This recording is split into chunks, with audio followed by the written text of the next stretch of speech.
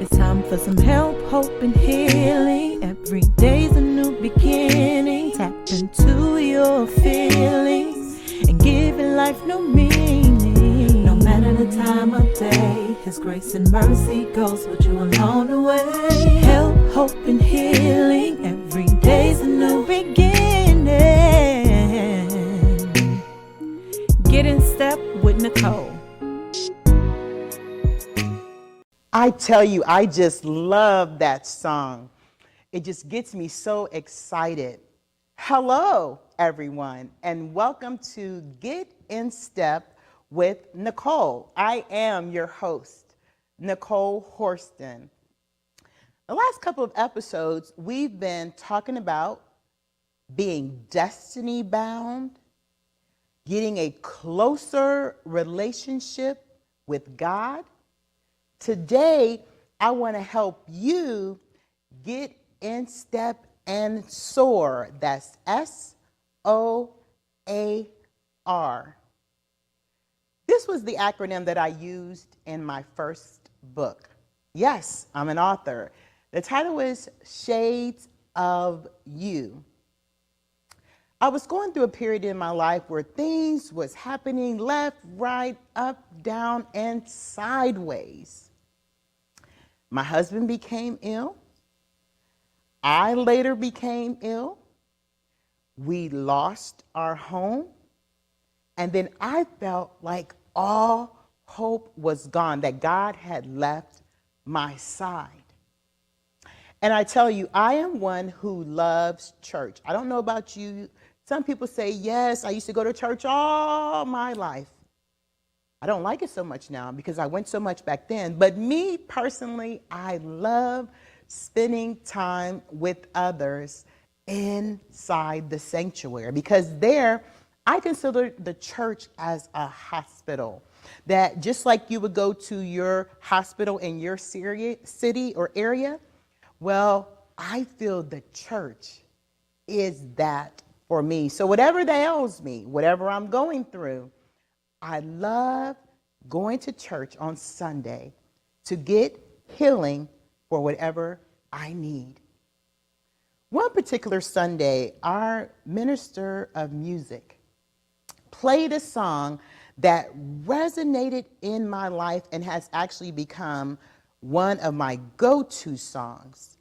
And it's God of a Second Chance by Hezekiah Walker. In that song, it talks about, Lord, forgive me for the way that I am.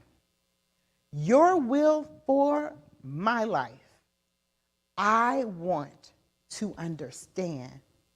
Please forgive me like only you can, because you are a God of a second chance and then another chance. So that's what I want to talk to you today about. Soaring once you get a chance. And I'm going to say that again for the people in the back. Soaring once you get your chance. Because see, a lot of people don't have the opportunity that we have today. We're here, we're living, and if you're watching me right now, you're living as well, and you're in your right mind, whether it be you're in the hospital, or even you may be in a situation at work where you're listening to me, or you may be driving in the car, but whatever the case, you've seen another day. I've seen another day. So we have another chance to get whatever is wrong in our lives right. So when I was going through the situation that I mentioned at the onset, I really had to ask God to reveal His plans for my life. Because see, we know the things that we want to accomplish in our lifetime. But then, is it always what God wants for us? Yes, He gives us strength to go to college or to earn a certificate or to start that family. But really, when you are talking about being destiny bound and getting closer with God, you could ask God, Father, what is the plan that you have for me? for my life. And so I was going through that. I had to become very still. I had to listen intently to his voice. And I said, Father, show me. I just said it as simply as I did for you right then. Father, please show me. And so SOAR, the acronym, came to be. So the S and the O in the word SOAR, the acronym SOAR, is self-observation. There are some things in our lives that we cannot change. And I don't care how much we try to fight to fix it, it is within the realm of God to change. But then there's things within our own strength that he allows us to change by becoming better, by doing better. And so self-observation was one of the things that God revealed to me. I had to look inwardly. And you have to do that too. If you want to change, you have to begin to look inwardly. And that's not writing out a checklist of all the things that you've ever done right or all those things that you've ever done wrong. It's having an intimate communication with God and saying, Father, those things that I've experienced in my life, I made some mistakes. So God, as I desire more of you, I need you to come in and sup with me and help me to make those things that are unlike you. Because see, our ultimate goal is not to be doctor, lawyer, teacher, preacher. Although those titles are well deserved, they're well earned, our job is to become more like Christ. So in our self-observation, we begin to ask God to please, as I observe some of the things that have gone on in my life, Father, I'm not happy with them. So I know you're not happy with them. Please help me to change those things. Then the A in the acronym SOAR is begin to accept and acknowledge. Again, there's things as you observe about yourself, your self-observation, you begin to accept and acknowledge. First, you have to acknowledge, more importantly, that you need God's strength and almighty power to change your life. And then you have to also accept those things that no longer serve you. Now, it may be easy for some and harder for others. So, for example, the places you used to go that no longer serves, where God is taking you, where he wants you to go in order to be what he needs you to be within the earth to help his people, to draw them closer to him, you can't do those things anymore. And so you have to begin to say, Father, I need your help with that. So you have to accept, okay, well, I can't go that way anymore. Or the people you used to love to hang out with, they no longer serve where he's taking you. And it may even be family and dear friends. So you have to begin to accept that if this is the will of God and where he wants to take you, those people who may not be advancing the kingdom with you or working along with you in the ministry, or they're pulling you back. Every time you try to do better, they're pulling you back. That means they are not a part of your next. And it seems like it's funny because I find personally that every time I wanted to keep someone longer than God needed them to be in my life, it seemed like trouble ensued. Now, ladies and gentlemen, I'm only speaking about me. I'm not talking about you because your situation may be different. But it seems like those people who I wanted to keep around, once their season in my life was over, it caused me great angst and grief because it seemed like the relationship where it once was fulfilling and exciting, it became, oh, wait a minute, what's going on? So you have to begin to accept and acknowledge. And I'll go back to say those things that you can change and those things you cannot change, just like the serenity prayer. Lord, give me the strength to accept the things I cannot change, courage to change the things I can, and the wisdom and discernment to know the difference.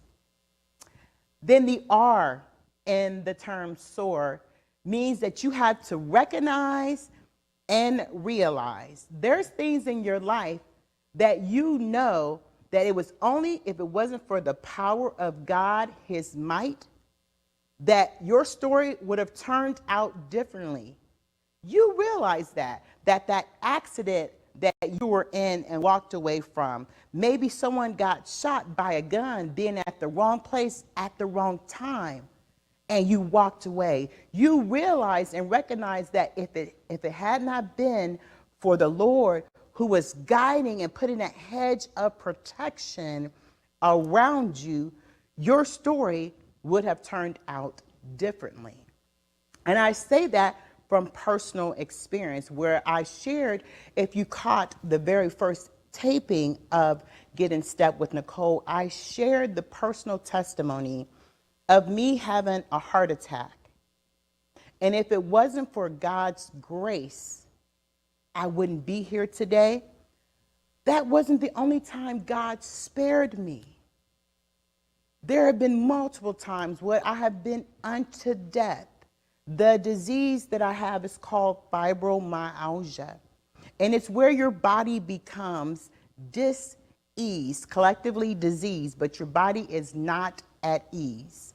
And so there's been times where I felt like I couldn't go another further. But it was for God's strength. I recognized there were days that I couldn't even move, but I got up.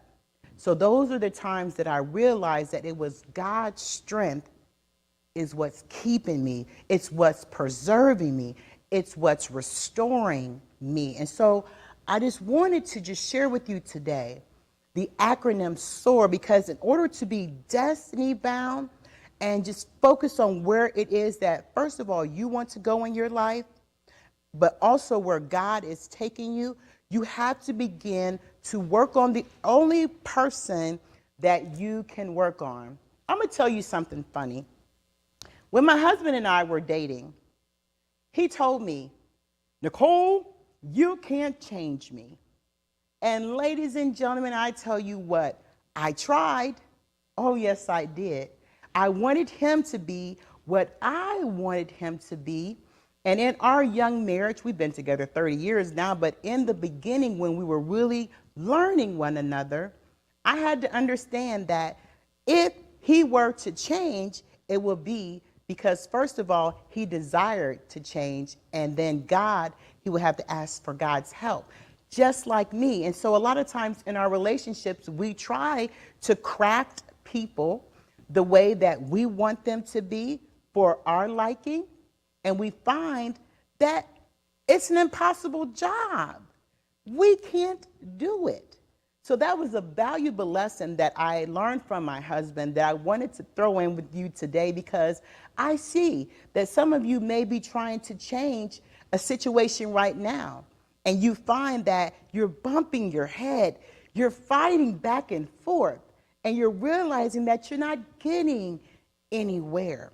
So that's where recognizing and realizing things that you have the strength to change, which is yourself, and that's a 24-hour, 365-day job. But then you also have to realize that if things are tough in your life and you can't change, that you turn them over to the Master, God, and be sincere with him. Lord, I need your help with this. Please guide me through this. Father, I've made a mess of this. And he will help you. He will provide for you. And I know there's times when you're thinking like, okay, I see that they're talking about this on television. I hear this on my podcast. I hear this in my group with my friends when I'm with my coworkers. And I hear some situations that I'm not pleased with when I'm comparing myself to others. And that's another part that you have to learn in your self-observation. God is no respecter of person.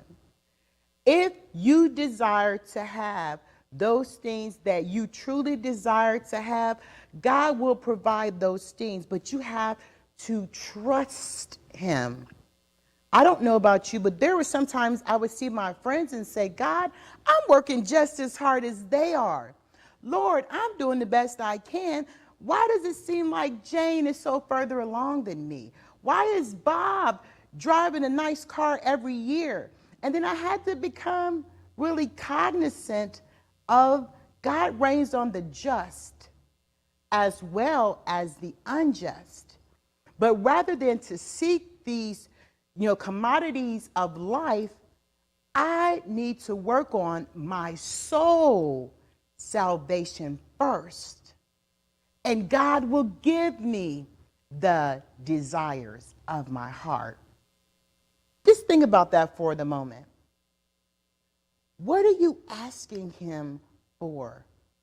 What are you coveting that your neighbor has that's actually hindering your ability to become destiny bound, your ability to soar, and it's hindering your relationship with him? Now, I only can give you a couple minutes to think about it because it's a time show. But when you become really serious about your walk with Christ, it seems like there's times you have to put the blinders on because Satan will use what your neighbor has, what your best friend has. Why don't I have to get you off track? That's where he wants you. But God said, if you delight yourself in me, that's the good thing about it. He's not a respecter of person when it comes to material things because he gives you strength every day to go to your job to obtain the things that you desire in your life. But then at the end of the day, can any of them save you, give you a place in eternity? You have to really begin, and that's the whole thing about Soar that I had to learn. So that was my personal revelation with this thing. And God gives me so many downloads, and I'll be just excited to share those things with you because the more he gives, the more I want to share. This platform is one of those things that God gave me that I didn't feel like I deserved. But then he saw that I was faithful over a few things. The few things that he gave me, I continued to serve him out of my sustenance. God, I give this to you to help your people. And maybe that's what you're doing right now. Like you'll say, Father, I'm doing this to advance your kingdom. Father, I'm doing this. I'm not looking for a reward, but Lord, I'm giving it out of what I see is needed within my community. God honors those efforts, ladies and gentlemen. And just know, don't become discouraged in well-doing. And I tell you, at the very beginning when I was deciding what this show would be about and how I wanted to really help you as I help myself, because it comes to me first. Anytime you're in ministry and you're working for God, you have to ask him to equip you first. And there's a lot of times that I would have one way that I would go in preparing for the show, and then God would send me a totally different way. And then when I would ask him about it, I promise you, it's just like you and I having a conversation. I said, God, but I studied this. You'll laugh about this part. He said, yes, that which you studied was for you. I needed you to get this before you could give unto my people what I needed them to have. So a lot of time God will give you something and you thinking it's for the masses, and it really isn't. It's for you to enhance your walk with him. And he does that time and again so that I know that it couldn't be done because it wasn't scripted. It was him speaking to me, and I was being open to listen. How many times in our lives has he spoken to us and we missed the moment? Whether it be from distractions, whether it be because our hearts have become hardened and we just got upset with God because something happened in our lives that we said, Lord, why did you let this happen? And so our hearts became hardened. Yes, I'm talking to you because I've been through those situations. But then that still small voice speaks to you ever so gently. Son, I love you. Daughter, I'm here for you. And then you realize that it was God because your heart begins to change. You begin to seek him more. You begin to talk to him more.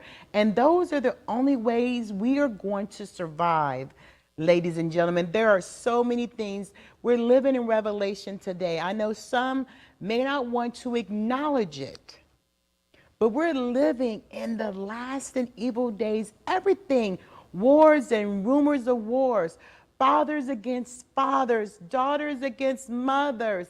It's happening. We're living out Revelation. And I just tell you, I'm appealing to you today.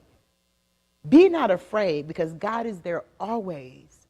But seek to work out your soul's salvation so that you will have a place with him in eternity. I often, when I pray, I say, Father, I don't want to go all this way in my life and miss out with being with you for an eternity. So, Father, whatever it is that I need to work on, reveal it to me, Lord, whether that comes from a trusted advisor, whether it comes from my pastor, like in a conversation of something that he or she may notice.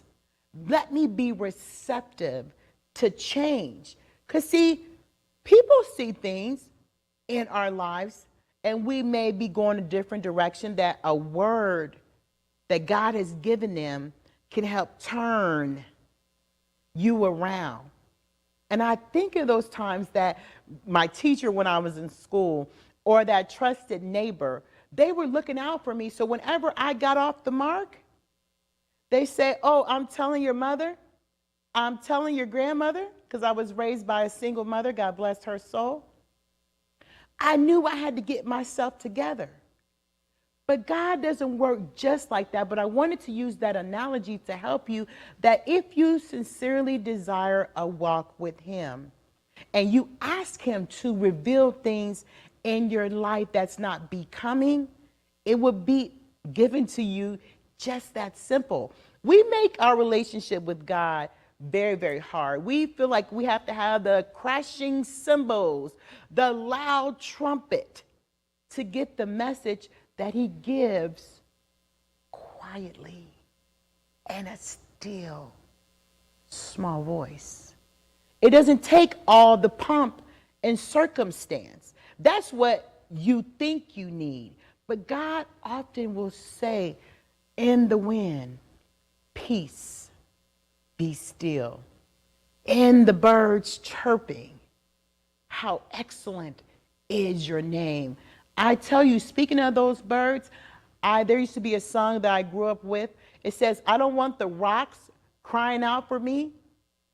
That's exactly right. I don't want the rocks to cry out for me. So going back to what I originally stated, in order for us to become destiny bound, in order for us to soar in this life, we have to, it's imperative that we must begin to have time with God, asking him to direct us, to guide us, because we as humans, we're fallible. We will make mistakes. Does that mean we continue on with those mistakes? No, ma'am. No, sir. But every day that he gives us, we are to aspire greater. God, please allow me to walk this walk with patience, because it's not, I used to be a track runner, and I used to think of life just being fast, because my life was always fast-paced, fast, on the go, go, go. But then God had to sit me down to get my attention. And my sister used to always say, warning comes before destruction. And I don't know about you, but you may have gotten that warning before something happened in your life, right? You don't have to be honest with me. I know if you're honest with yourself, that's good enough. You say, yeah, I got that warning. And then if you ignored the heeding and the warning, something did happen, unfortunately. But then when you became ever so mindful, looking for the solution, you saw the way of escape. So when you are going through this life, just know that God knows that you are you have the propensity to make mistakes in this life, but you have to be able to ask him sincerely and earnestly for forgiveness and try your every leveled best to do better the next time.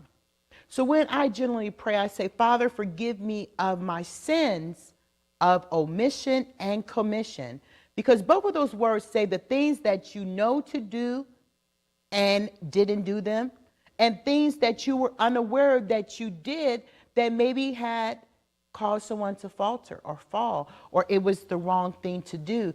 So I always ask God, forgive me of my sins, of those things that, Father, for some reason, I didn't know that was wrong to do. Or this happened and I didn't really mean it. And, Kim walked away and her feelings were hurt. She never shared that with me. But God, forgive me. And he will make that relationship with you and Kim come back so that you can say, Sister Kim, whatever I did to hurt your feelings in the conversation we had the other day, forgive me. And the thing about God, can I just share with you? I'll just share it anyway. The thing that I love about God is that whatever we've done wrong, he casts them into the sea of forgetfulness, never to be brought up again. That's just one of the things that I love about him. But on the screen, I have my contact information. If you want to stay in touch with me, communicate with me, the information is on your screen. And as always, I want to thank Fresh Vision Ministry, Media Ministry, just for helping me to bring this ministry and word out to you all. Before I go, I just want to quickly say, Father, help. And that's as simple as that. He'll know what you're talking about. So once you leave me today, just say, Father, help. And he'll do just that. Have a great day. Have a great evening. We'll catch you next time. Bye for now. My name is Deanna Clark. I am an award-winning community advocate for domestic and gun violence. I am also the CEO of Live Out Loud Enterprises, which is an organization that helps raise awareness of domestic and gun violence. We have 3 tiers that we focus on, and that is prevention, education, and awareness. After going through my own experience of domestic violence, being shot twice at point blank range, I felt the need to be able to step in the gap for others that may be in the same position that I was when it came to domestic violence. And that's how Live Out Loud evolved, or that's how it started. I want to invite you out to our first annual gala, where we will have a keynote speaker, we'll be honoring a survivor, and we will even have a best mask contest. We'll have food and drinks and lots of dancing. The link for the gala is attached to this video. Please, if you can't be there, feel free to donate. Again, this is a cause that affects not only those that are actually experiencing it, but this is something that affects our community, it affects our state, and it even affects our nation. This is something I love to do, and I'm extremely passionate about it.